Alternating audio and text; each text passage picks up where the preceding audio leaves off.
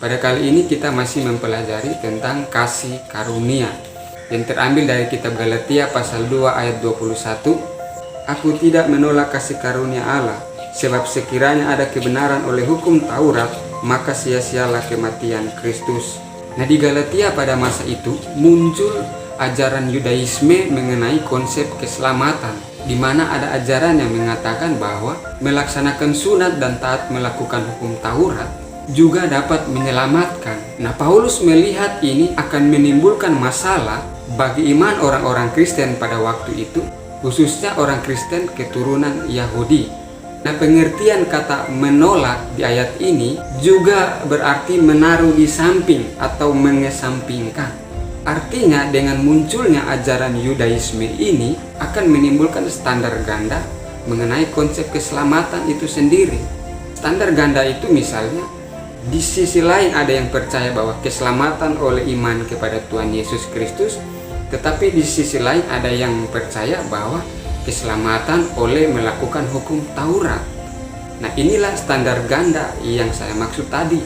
Masalah inilah yang harus diluruskan oleh Rasul Paulus.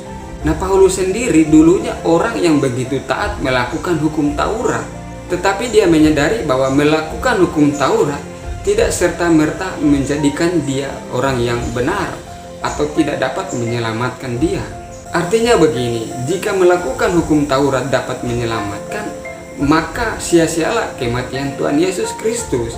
Sebab kematian Tuhan Yesus di atas kayu salib adalah sebagai jalan keselamatan bagi orang-orang berdosa. Atau dengan kata lain bahwa hukum Taurat tidak dapat menyelamatkan manusia dari dosa, atau tidak dapat membenarkan manusia. Maka hanya ada satu cara, yaitu percaya kepada Tuhan Yesus Kristus. Hanya Yesuslah yang dapat memerdekakan kita atau menyelamatkan kita dari dosa-dosa kita. Jadi saudara yang diberkati oleh Tuhan, menolak kasih karunia dalam konteks ayat ini yaitu tidak mengandalkan Yesus Kristus sebagai satu-satunya jalan keselamatan. Nah, ajaran yang benar ialah keselamatan hanya oleh kasih karunia melalui iman kepada Tuhan Yesus Kristus, bukan karena taat melakukan hukum Taurat atau aturan-aturan agamawi, tetapi semata-mata karena kasih karunia di dalam pengorbanan Tuhan Yesus Kristus.